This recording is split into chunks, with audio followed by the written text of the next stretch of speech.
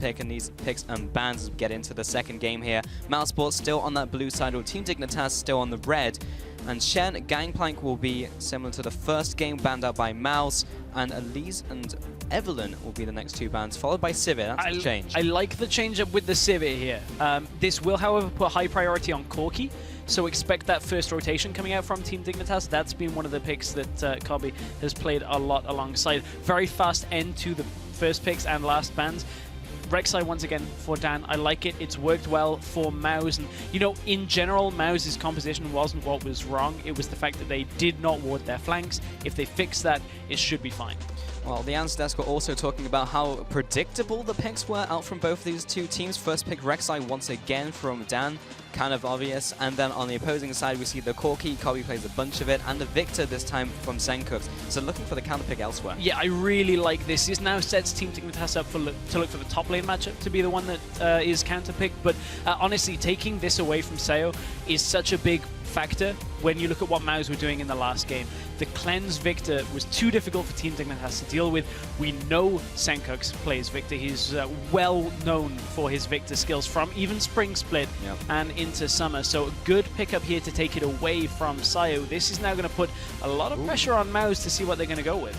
Yeah, and Mouse will go with the Alistair and Azir now coming back into this. Remember, we do have those changes where Azir no longer can knock up a target. He actually passes right through it now. So Sayo is still going to take that to the middle lane. We've seen a bunch of that from Sayo throughout the split. Yeah, we have 4 games. This makes game number 5 for Sayo on Azir.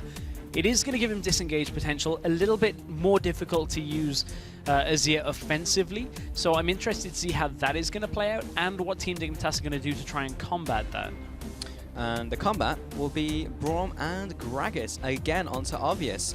This is his champion ball and he's going to stick to it. And the Braum coming in from this bet. Okay, so in this setup, it's very similar coming out from Team Dignitas with regards to their jungle picks. We weren't expecting anything particularly different from Team Dignitas. As we said, Rek'Sai and Gragas are always going to be options for Obvious. However, a lot of wave clear here opens them up for a Fizz pick once again as their last pick, if the matchup is correct for Wonderwear. Doesn't really matter that he's running a Fizz with low wave clear, so it'll be, you know, as we go through Mouse's last 2 picks, they're looking for 80 carry and top lane. 80 carry, I would imagine. You'd think maybe, you know, Kalista, something with a strong laning phase, but only 1 game of Kalista on Cedrian. We may see him default to something else because outside of Corki and Sivir, he's not played a lot. Yeah, I was actually just going to say, Stress. Sivir and Corki, he's played 8 games between those 2 champions, 5 on Corki, 3 on Sivir. Very similar story to Kobe on the other side, which means he has to go to Lucian. He hasn't even played a game of that this split. And then we'll have the Fizz as well for top lane Boon soon. At this point, Rumble is up for Wonderwear. It was banned in the last game. It could be an option, but this Lucian, you know, it is going to give lane control to Mouse when it comes to the ability to trade. I do wonder, though, how this is going to fare the later we go into the game. Now, Lucian has been picked a lot more now in LCK. Has been a very high, well, not high priority pick, but when it comes to the mid laners, it's weaved its way back up into the top tier, thanks to a lot of that control that you get in lane as well. So, interesting that Cedric and Mountain will go for that. A massive departure from the last game. Corki Jana is pretty far away from Lucy and Alistair when it comes to the actual objective of the lane. Yeah, very different playstyle for sure. But that's kind of what we've gotten to, because both Kobe and Cedric are very similar AD carries in what they play. Sivir and Corki is essentially where it's at. They have the Sivir ban and the Corki picked, so where else do you go? Cedric changes it up. That is a Tam Kench, and that will be going where? We're going fishing. It's going to the top lane. So at this point, they thought about it for a very long time there on that last pick, seeing if they wanted anything else. It's such a tanky pick for the top lane, because you go through his health bar once, you go through his health bar twice, and then you end up killing him. So I'm interested to see how Wonderwear is going to play this one out. We did see him on Tam Kench in 1 game. Wasn't the best of performances from him. 4-6-0 in that setup. Yeah, it was an okay performance, but it's interesting your mind instantly went to, he's very tanky, and that's essentially what Tam Kench is. He's a tank. If he's able to slap you a couple of times and eat you, then he does a lot, but trying to get that off is very difficult with the acquired taste. Keep in mind, though, the last time they played Tam Kench was the game against Denial. Game 1 against Denial, where Team Dignitas got absolutely crushed. A lot of it was to do with the fact that mid lane snowballed very heavily into Niall's favor. We'll see if the same thing ends up happening again. If Dan goes mid, this could be the same setup, but I don't think we really got the best taste of what Tahm Kench could offer in that game. No, we did not. We just saw the coaches, of course, walking off stage and giving all the wisdom to the players. And it's interesting, we're just seeing very similar compositions with very similar objectives in mind from these two teams. You've already not picked up this game, but it will be another split pusher in the form of Fizz.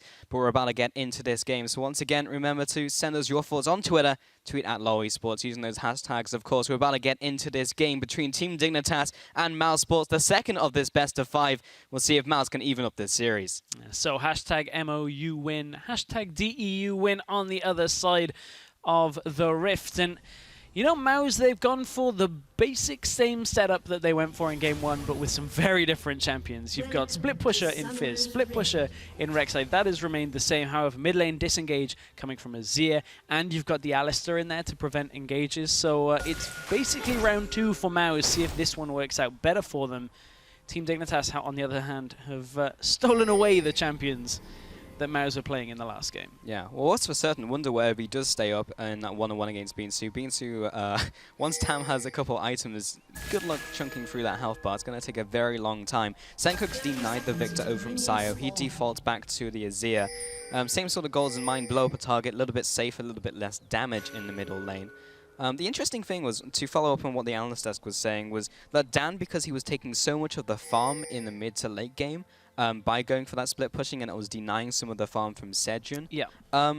We were actually taking a look at the damage, and he dealt around 26,000 damage in the bottom lane, which was equal to that of Kobe in the bottom lane. Right. And it's not like it affected his damage output and how much he was offering to the team. I think the real intriguing thing about when we look at the damage dealt from the last game was that was a good 7,000 to 8,000 damage ahead of what Sayo had output. I mean, this Corki that had lost all the farm was the highest damage dealt to champions on his team. Over a Victor. Yeah, over a Victor and over the Aurelia as well. So, you know, even with the reduced economy Cedrian had, he made pretty heavy work of what he had to do. He made it count, but certainly it wasn't enough for the win. But you can see how, you know, if Mouse had been punished more for not warding their flanks than they ultimately would have at the end, that kind of play style where you're putting a lot of damage, a lot of gold onto your jungler can get punished. And if Team Dignitas now can look to punish that even better, it could be a tough setup for Mouse once again. So we do see Obvious taking the red buff here. The experience will also go over to Tahm Kench. So the bot lane as both the duo lanes take both the Krugs and Gromp. Kind of want Crepper to come in with a scorecard and rate that and how it went down for both of the bottom lanes. Saw the health bars were pretty healthy, so I can only assume it went well. Assuming. That's not good if it's a competition, Pulse. For the you can't be a judge 10. and not look. It's like 10 out of 10. Great performance. Competitive Krugs has really gone downhill these days. Judges don't even know what they're talking about. They're even watching the same Krugs. I was watching the Gromp, but yeah, Sejun and Mountain in this bottom lane here, just being pushed in by Kobe. They have the early level too. Meanwhile, Dan is on his way into the top lane. He is Rek'Sai again. He has the double buffs. Double buffs onto Wonderwear. Looking for the edible minion. Will be retreating to this turret. Has been ignited up. Dan looking for this first blood. There is the fixed skin coming out to save his hide. And he will be able to get away to the turret. How much was burnt from both sides? Beansu burnt an ignite. Dan didn't burn anything. And Wonderwear had to burn a flash. However, Wonderwear doesn't have teleport available. So this is going to be a long walk back to lane if he does back off. He's actually opted for Doran's shield here as well. Does have a potion or two extra here, but it is going to take a while for him actually to tick up. And you can see Beansu is now kind of forced to stay. Look at this experience that Wonderwear is getting up in this top side. Had Wonderwear backed off, he would have missed so much and been so far behind in lane. And because of it, Dan's coming in again. Oh, Round Wonderwear. 2, and finds him just as he's trying to ward. Again, he has fixed skin. He's going to be using it here. That's enough for him to get out once again. Dan is actually cycling around and trying to find him. Nets him with the Prey Seeker. The fish will be walking away here. And Obvious will go into the top lane just to cover up the hole in the top lane left by Tam leaving lane. So he'll be trying to get this experience, but can't go too in a Binsu. I like the decision making from Dan there when it comes to sticking around top lane. He drops down, clears out the crab, and is waiting around to see whether Wonderwear stays, because Wonderwear would either have been so far behind on experience and farm, or Binsu backed off as well. Good adaptation to make sure that they can pressure out Wonderwear from his lane. He's now pretty much half the CS of Binsu in this early onset of the game.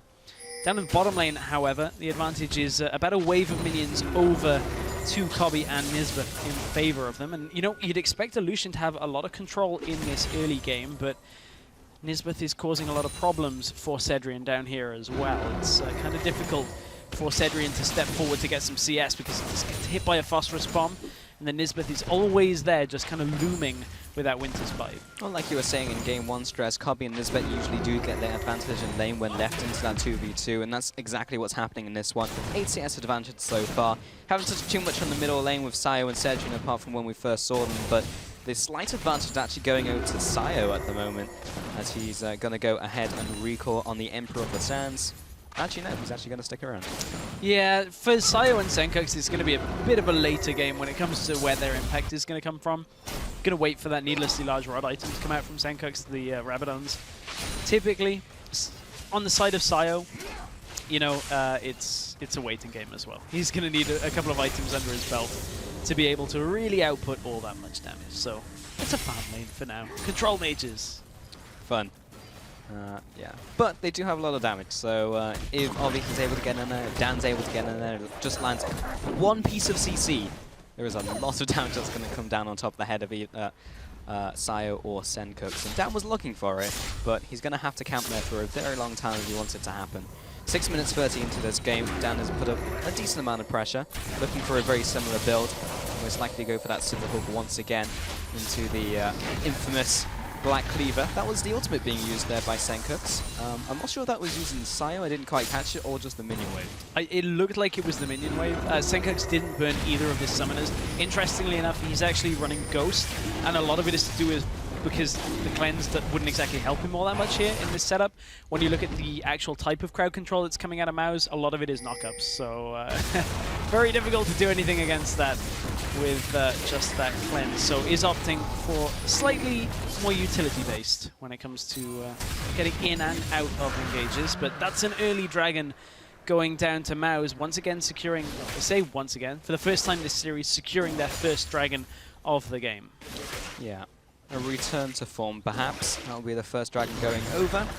Tam Kench in the top lane, recovering well. Binsu has been called out by Obvious. Obvious gets him with the ultimate as well, slams him against the wall. Wonderwear trying to get in range. Both of them are going to be knocked aside by the Chum the Waters. And Wonderwear, he's only Tam. He can't do too much if he hasn't got those acquired taste stacks up, and he can't gobble up the fizz. Ah, that's so painful. Wonderwear, I think, cancelled an auto attack that would have put the second stack of acquired taste on, then the Q follow-up would have allowed him to try and get the Devour. Didn't have a flash, though. The stun as well. So couldn't have got, well, couldn't get it with that auto being cancelled. So a little bit of a misplay up in that top lane, but Binsu is feeling a little bit of the heat when it comes to just Obvious being up there for a while. Thought for a while he was in trouble, but the ultimate was used by Obvious, so that is not going to be available for another 30 to 40 seconds out on the rest of the map. Not at all. So, a couple of players have gone back to base and start picking up their initial items. Binsu working his way towards their Trinity Force, which is pretty much what you expect from top lane Fizz nowadays. Mid lane, Sayo has those double daggers, probably going towards the Nash's Tooth as his first item. Not too much of a change there. Obvious going for the second blue buff. Of course, Senkux will be helping out with it like a good mid laner. And that's Wonderwear's Abyssal Voyage being used into the top lane just to get back to lane. And honestly, I mean, where else is he going to use it from top lane at this stage of the game? Mid is the only real area. Did you say helping him out like a good mid laner? Yeah, he wasn't helping, he's taking it. Yeah, I mean, but he was helping him take it. Yeah, okay. Most mid lanes just chill minutes. It's like, I'll get it in a minute, and your jungler's like down at 200 health, and it's like, just hitting S, just trying to stay on. Yeah. Like, oh, well, I'm one auto away, but okay, maybe. I'll let you off on that one. I bet you're that type of mid laner, aren't you, Stress? Well, it's just like, I just need one more wave before I come and collect it. Hey man, I gotta push out mid. Okay. So Sankos is taking away these counts for it, but Dan is securing the top crab as well. That's a sheep, by the way. Dan will be taking that one out and getting that vision and the speed shrine. Obvious heading into the top brush.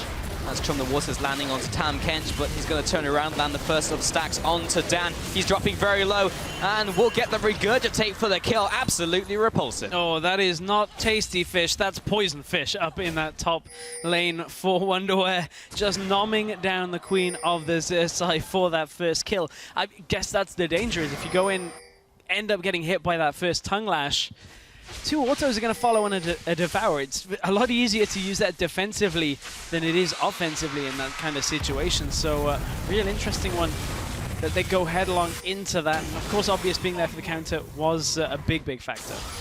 Yeah, Sayo right here was just checking for junglers. Will be taking away this ward with that defensive pink. That pink is not in range of that ward, actually, so not going to get the second one. Yeah, and of course, Sayo. People might be wondering, ooh, why is that a stinger? Going towards an Ashen Tooth, of course, remember we are on patch 514. Did lose the attack speed from Azir, so that is why it is not the old build that, you know, would just stack a lot of AP and it'll all be fine. So we'll see how it works out for Sayo as this game continues. The bot lane, Sedgen and Mountain still laning up against Kobe. Over time, a CS advantage has opened up even more, around 20 now, even just from laning 2 versus 2. As you mentioned, this is a very different lane from what they were running last time with the Corki Janna, but Alistair Lucian not doing too bad at all. Has that BF sword, so there's not been a whole lot of pressure from either of these laners, so they've essentially just gotten exactly what they wanted to at the right time. So the BF sword picked up by Sedgen, the Sheen picked up by Kobe. He'll be looking towards the Trinity Force. Obvious just clearing away this ward. Kobe's dropping a little low in the bottom lane, but it's going to be a while before we see too much action. And I know as soon as I say that, there's going to be action, but... Curse. Here we go, boss. You were right. Oh my... Really? Okay, Dan finds Obvious, will be blasting him away with his ultimate this time, does land it, and gets to disengage. That's all he's looking for now. And Sayo just wards down, just to make sure Obvious wasn't looking to loop around. Ooh, Wonderwear, you got to go through both the shield and the health here, Beansu. Can you do enough damage? Because that Devourer is going to really chunk through you. Yeah, he has to fix skin, but he'll have to flash away. There's the fixed skin coming now. Beansu just kind of has to wait it out if he wants this kill, but remember he has no flash as he is running the Ignite teleport, so it's a little too risky to dive underneath that turret. What that does do is push Wonderwear out of lane. Meanwhile, in the mid lane, Sayo is pushing up this turret. The ultimate from Sankos will just be used to eliminate this wave as he doesn't have the damage from Death Ray. So he stopped the push by himself. Yeah, also very low on mana because his blue buff had run out already, so difficult for Victor this early to just clear through. One Death Ray will not clear it, so has to expend a little more. But that ult isn't the highest of cooldowns as long as Sankos doesn't find him in a situation where he needs to all-in Sayo like this one. No ults on Tig, so they can't go for this engage. Yeah. I mean, I guess nothing really results in that. They can't punish Sayo from being up, but Sayo did have flash, have his ult, have the slide to get himself away from this, so wasn't really going to be a successful all-in anyway. This is also another game stress. We're 13 minutes into the game, and there is not a big change in how much action. There's been one kill. However, Obvious is looking to change that. The Emperor's Divide comes out, pushes the fat man away, and turns him around, and Obvious is going to say, okay, I'm going to go back to my jungle farm. Flash ult for flash ult used. Jungler for mid laner. The problem is Azir is going to be able to just QE his way out of a lot of situations. Okay, Gragas has Body Slam. It now all depends on if they loop back and actually capitalize on Sayo not having his ult, not having his flash available. So really, that remains to be seen. But I don't. Well, Obvious had to know that was never going to result in a kill. I mean, they haven't burned the summoners from mid lane. They hadn't burned the ultimate either. So, bit of a risky play out by Obvious. Not really too much gain from it. Not yet, but as you mentioned, he can loop around and potentially capitalize on that. Nisbet will have to flash away defensively as Dan and Mountain found him. And Mouse on this second dragon should be able to secure it. Wonderwear's up in the top lane. Senkux is not able to react in time. Sayo is zoning with the soldiers in the choke point. in his bottleneck, and that's the second dragon of the game going over to Mouse. So this is very much what I expected in game 1 that we did see from Mouse, which is just play around the dragons, play the early game out slow, and just make sure we get these dragons, maybe have a small advantage in the early game, doesn't really matter. Our priority is those dragons. Right, and Team Dignitas have only barely edged out in their lanes to be ever so slightly ahead. So it's a good position for Mouse to be in when it comes to their objective control, looking for that, you know, fairly early 5th dragon. But at this point, you have to be careful for Team Dignitas when they start grouping. Trinity Force up on Corki. Needlessly Large Rod is there for Senkux, just waiting on that actually to be built into a Rabadon's Death Cap. When it actually comes, it's a long way away. He's only set on 500 gold right now, so he's a long way out from really being as strong as he can be when Team Dignitas start to group. But certainly Maus aren't in any hurry to group, because this early game is working out pretty well for him. Yep. No reason to do anything else at the moment. Beansu still farming up against Tom Kench, is slightly ahead. Bot lane, maybe slightly behind, but they've picked up those dragons. Cubby, obvious, and Nisbet are sieging in this turret, so it will take a bunch of damage. I'm not sure if they can take it off this push. In fact, I highly doubt it. Sedgwick is able to clear away this minion wave, so just trying to get these small advantages in each lane of the junglers. Dan heading into the top lane as well. Has a tremor sense. Wonder where he smelt it out, however. Actually saw him on that pink ward, which is sat in that small bush in the river, so Dan didn't notice that one. Bot tower will finally be falling over to Dignitas, and as a response, Dan will take the selfless option and take the red in the top side of the jungle. Well, Tam Kench is the River King, so I guess he should really know what's going on in his domain, but yeah, warding's kind of cheating, don't you think? No. No? I mean, how else are you going to keep eyes on your domain? Yeah, true. I mean, there was that period of time where he could tell if, yeah, the duck. It's all on the duck. He's actually a spy. No one suspected the duck. He's a spy for Tam Kench. It's, confirmed. I mean, he's only in 1 of 10 games. He can't be everywhere. It'd be a pretty impressive spy network. He was in all games at all times. Of ducks. Amazing. Sedgwick taking away this quick. By the way, Sayo, I believe, took away that Raptor, as obviously came in for the counter jungle. So both teams are looking for these very small advantages, and they're being traded back and forth, and all that's achieved is a 600 gold difference between the two teams. Of course, the two dragons over to Mouse are the bigger things that are being exchanged. But taking a look at some of the item builds once again, the Trinity Force is now being completed by Cobby. Top lane is still en route for Beansu. And mid lane, Sayo, of course, went for that Ashes too. So nothing really out of the ordinary so far in this early game. Not so far. It's been another passive early game start. I mean, Team Dignitas have never really been in position to contest the two dragons. The first one was a sneak dragon attempt out from Mouse, so it's not exactly an easy one to prevent without having full control. But I want to go all the way back to the interview that we had with QuickShot and Inero to begin this game, begin this series off, where, you know, Inero was talking about how they've worked on their macro play and that the laning will come eventually. I don't actually feel like their laning's been particularly poor in this game. We've had standard lanes. Beansu is ahead of Wonderware, and everywhere else is about even. That's not the end of the world at this point for Mouse. As long as they're not going behind in lanes, it's not a particularly big problem for them. They've got two dragons. No, it hasn't been a problem at all. You know, another thing that stuck out for me from what Inero said was that they've been studying the habits of Senkux, how that's going to go, and maybe we can abuse some of those, but we saw basically no pressure in terms of champion select or what they were doing or what they changed. Not yet. So I don't know if they're just going to next game be like, okay, all 3 bans on Senkux. But Senkux's champion pool is big enough where I don't think that's going to be too much of a problem. Also interesting that Dignitas banned so many junglers out against Dan, with Dan's just going to be like, okay. Yeah, he's just going to first pick Rek'Sai every game that you do that to him. Yeah. Like he has in both games so far. So it was an interesting strategy. It's weird because I don't want to say it hasn't worked, because Dan hasn't exactly had the most impact. I wonder if it's to do with the amount of gold that they take away from the rest of the map. Team Dignitas, however, get engaged upon top lane. Dan's been blasted back. Yeah, he might be the next kill of this game. Beansu now coming in with the Chum the Waters. He's actually going to flash back and allow both of his allies to be hit by that ultimate from Beansu. Wonderware jumping onto Sedgwick, tastes just like chicken. He's going to spit him out and pick up that kill. Mountain flashing away back to his turret to the safety of his team.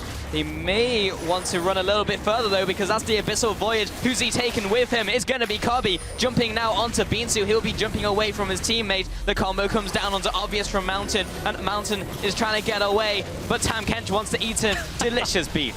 Delicious. In comes Senkooks from the mid lane to pick up Dan once again.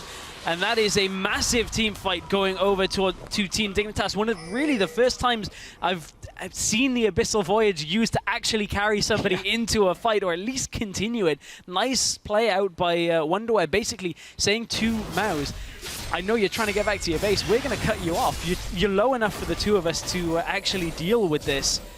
And they managed to create a really nice play in the top lane. The way it was meant to be used. So we're going to see that one once again, how Tam picked up those 3 kills.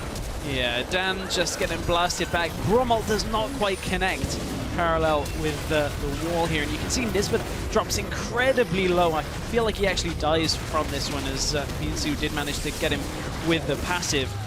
And then it's just feeding time at this point for Wonderwear. Feed me more, he says, and Wonderwear opens up. In goes Kobe, and Lima, Oscar Lima, down goes the Mouse lineup in the top lane. Nothing more than a Whiskey Delta. Goodbye, Mountain. And another team fight is just erupting. Obvious just gets destroyed. Nisbet will flash away here. And Senkooks is trying to put some damage on the way out, but this is the next dragon coming up, and without the jungler, Dignitas can't really contest this. This is another dragon going over to Mouse, and that was just a fantastic pick. We didn't see the lead up to that fight, but yeah, well played by Mouse. Yeah, I want to see exactly how it started, because look at the wards that are out in the jungle from Mouse in the Team Dignitas jungle. You can see they have them on the catwalk and around the blue buff area, or at least did before the pink buff, pink ward did spot them out. I would love to see the start of that fight again, because it's just an odd one. Team Dignitas really shouldn't have been caught out in that situation, but they were trying to contest the dragon that was coming up. And that is the 3rd one in the bag for Mouse. Well, we have the technology, so either way, Mountain is now in the jungle of Dignitas. He's going to be backing away. Also in that fight, 2 fights ago now in the top lane, Nisbet had the ultimate on him from Beansu and was like, I'm going to use Stand Behind Me onto Obvious. Okay, as well. Okay, we're going to see that leader. So it is just the wards. The wards spot Team Dignitas coming down. It's an easy setup, and they managed to take out Team Dignitas. So yeah, it's a fairly straightforward one. But you know, speaking about that top lane fight that we saw previous to that, it's one of the first fights that is being kicked off when a dragon hasn't been spawning immediately. It wasn't a pick before, it was all from a top lane play, which is a little bit more proactive now from Team Dignitas. They're looking for fights in other situations rather than waiting for the 6-minute timer. The problem is they now do need to contest the next dragon, try and take it away from Mouse using the lead that they have, the ever so slight gold lead, about 1,000 gold in it. Use that and control the next dragon.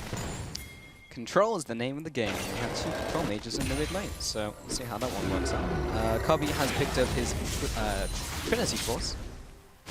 What else is I trying to say? Something to do with Twisted Fate. And plays the Ruin King. So he's basically sat on this core right now. Cedrian heading towards either Static Shift or Phantom Dancer. Obviously, Shiv would give him the spike right now. Don't know if he needs it. He could probably go towards the Phantom Dancer. We saw Jesse actually pick up Phantom Dancer first the other day. Not sure how effective that was, but there you go. Yeah, I wasn't too sold on that one. But hey, you can stack the Braum passive faster. You're not wrong.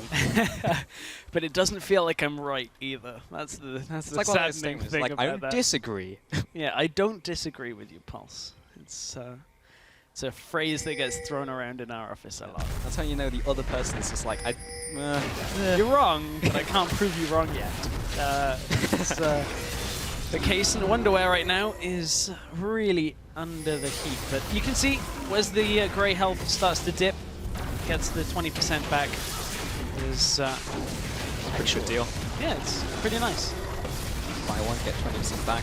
Mid lane will be sieged in here by Dignitas. There's a lot of damage coming in from Sayo. Nisbet will bring up the shield, or in this case, bring up the chair.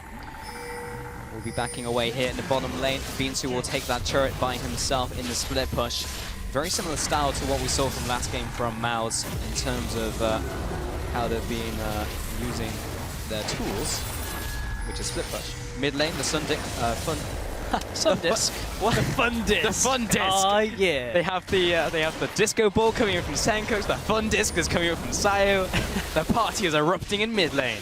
Now all we're short of is a game of musical chairs. But, oh, blasted into the mid lane. And that's a very dead Sayo. The party is over for him. Dan is now backing off to the fun disc. Senkox trying to pick up the kill here. And Kobe will be jumping away with the Valkyrie. Takes a couple more culling shots on the way out. Did not want to juke back into the ultimate from Cedrian. And the siege may continue. Actually, the chair lands onto Cedrian, so he'll want to back away. In the bottom lane, however, Tam Kench is there farming up those minions. Dropping actually pretty low to Beans, who remember still has the thick skin, so he should be able to get out of here. Yeah, and he'll be able to teleport right back into the lane once he has recall, depending on the actual damage down on that turret. It is at just over half health right now, so I don't think Wonderwear is going to be able to actually get it. But if that is the teleport used, teleport advantage goes over to Beansu now. So it's on Mouse with the dragon coming up in 2 minutes' time to open up an area across the map and leave Wonderwear behind. The Abyssal Voyage is not map-wide, so if Beansu goes top lane now, pressures for the turret, and brings Wonderwear up there with him, the closest Wonderwear can actually get is to just before mid lane. It's all about running down, very similar to level 1 Twisted Fate ult. The range is not particularly wide. Yeah, Tam Kench is not known for his fast waddle, so yeah, it will take him a very long time to get to that fight. 3-0-0 though, he is exceptionally tanky and is only basically just itemized against armor, since he's just trying to itemize against Beansu specifically, and Dan, of course, who will be going for a little bit of AD later. But against Sayo, he's actually not very tanky, as you can see there in the middle lane, taking a bunch of damage from those soldiers. Probably is here as well, just clearing out the rest of these minions. Team Dignitas hadn't read that Beansu was going to come top lane. It's a fairly easy read. They even use the Tam Kench ultimate to go top. This sacrifices so much pressure right now for Team Dignitas. Their ability to contest this dragon has just gone through the floor. Now the only way they can really do this and look to take a fight is with either a pick, or if Wonderwear can somehow stay on top of Beansu, stop him from actually getting the teleport. Here comes the attempt at the pick. They're trying for the hard engage. Mountain will pop his ultimate. The Unbreakable will make him basically invulnerable for the next couple seconds. Obvious will be zoning away Beansu, but he has already gotten into the fight. It's going to take a while for Beansu to get down here. Senkox is dropping low. The culling comes across, blocked out by Nisbet. Kobe is in the middle of no man's land. The soldiers will take him out. Wonderwear only now wandering into this fight. This is a 4 versus 4. It is now a 4 versus 4, but no jungler means no dragon on the side of Mouse. Obvious is still a little high health. Dan is still 17 seconds away from respawning, and with no tunnels directly into the dragon area, Team Dignitas may look to start this. It's a risky one if they do, though, because they have to then face the damage from Sayo. Fairly low on mana at the same time. Sayo has been spotted on a ward. Team Dignitas haven't committed to anything yet. They are not able to safely take this dragon, and Dan is already here. Team Dignitas have to back away. Yeah, Dignitas are really bad with commitment here. Stress, Mouse is trying to pressure in. The Prey Seeker comes across. Nisbet will be tanking that one up. He's the only member who's really low in this fight. They're buying time for Senkox, who backed as well. Now Kobe's on his way through the mid lane. Neither team can actually go for the dragon quite yet, but Mouse are sticking around. They know how important a 4th dragon would be this early on into the game. Very big difference from the last time, however. It's Team Dignitas that have started it. Mouse are going to look to fight from this. They have the Azir ultimate available. Mountain looking for the good pulverize, lands onto Nisbet, who's going to get it. It's going to go over to Dan for dragons. As the dragon dies there, Mountain trying to get in range. Beansu will have to back away with the playful trickster. Kobe is now on the hunt. Senkox has already popped his ultimate. Didn't really land onto anyone and will fizzle out before it gets towards the team of Mouse. And Nisbet also died in that engagement, so Dignitas leave that fight with very little. Miscommunication from Team Dignitas on when they were actually taking that dragon. Bit of split focus. Dan is able to sneak into the dragon pit, and obvious smites early. It makes it very easy for Dan to actually take the dragon away.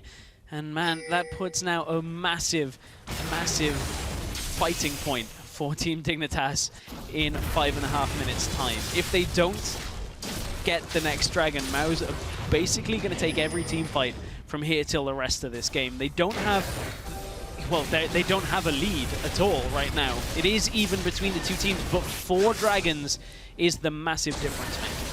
Nisbet, ward over the wall. He's now noticed what Mouse were up to. It was only Dan and Sayo on that Baron, so they're going to be okay for now. Mountain was on his way up, but Dan will take away the crab at least, so we'll have that vision for the next couple minutes. 4 dragons, however, so Mouse can just easily play around that.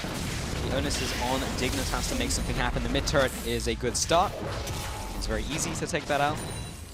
But what else do they take from this? Well, they have to look perhaps for the next turret. The problem is they are against Dilution with the culling. However, Mouse do not want to take this. Wonderware went into the fight with the Abyssal Voyage. It's enough to take the tower down. Yeah, gets the zone away here. Good bottom lane though. Beansu's trying to take this bottom turret. He can also go in for the flank. And Mouse just want to essentially stop Dignitas from reacting to Beansu. Look at all those culling shots being eaten up by Nisbet. But the bottom tower just fell to Beansu, and Mouse would be fine with that trade. And Wonderware's chunked, didn't get out away from this completely, so can't teleport to the inhib turret either. Beansu is going to continue to push here, and if Team Dignitas stick around, Mouse go for the Baron. Somebody has to stop Beansu, and they have to deny Mouse the attempt at the Baron. That inhibitor tower is already under half health. However, the Chum the Waters missing is enough for Beansu to back away. Kirby almost playing with fire there, did not want to really get in range of Beansu, who's opted towards 2 damage items this game in the form of Trinity Force and Blades of Ruin King, so he's dishing out a lot of damage, and against the Squishy, who destroyed him very, very quickly, and now everyone is just spacing out back to respective lanes. Once again, though, it's fairly difficult for Team Dignitas to actually engage on Mouse reliably. The only real tools they've got is the Gragas ultimate and the Braum ultimate, and Braum ultimate is not a particularly reliable engage tool. It's fairly short, or fairly thin when it comes to the actual number of people it can hit up.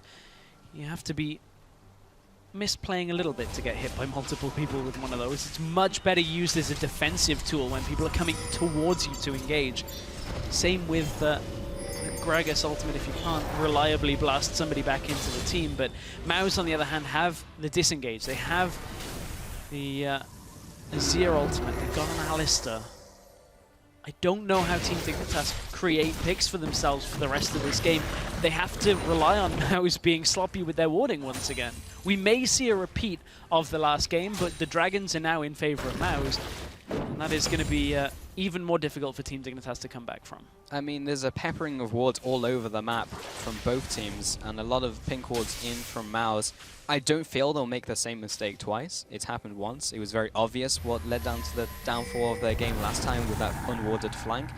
This time, all they need to do is wait it out, wait for that dragon. It's over 2 minutes at this point, as we still don't have the timer, but that's all they need to do. Play the waiting game. Big difference out of Mouse in this game, though. No Black Cleaver on the Rex side. This time it is Locket of the Iron Solari trying to just take away some of the damage that is being dealt by Senkux and some of the magic damage that is going to come from Kobe as well. So it does reduce the ability for Dan to actually utilize his split push. This will give more farm over to the Lucian as well. Cedric's going to be able to get more gold, but at the same time another big change. From the second Aegis of the Legion, they have a Banner of Command. That's going to give them the wave control in the third lane that the Black Cleaver Rek'Sai was giving them in the previous one. Yeah, and this time doing that by proxy would be a little bit better. Don't have to commit an extra person, Scrap was saying, using that 6th member of their team, which we'll call the promoted minion. So Sayo putting up this soldier here.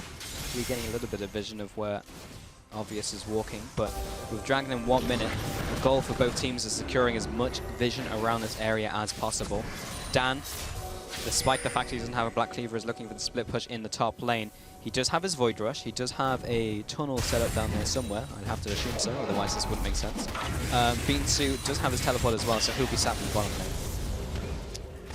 Right now, Team Dignitas find themselves once again trying to find the best engage possible, and it's difficult. 30 seconds on the Dragon. They know they need something here.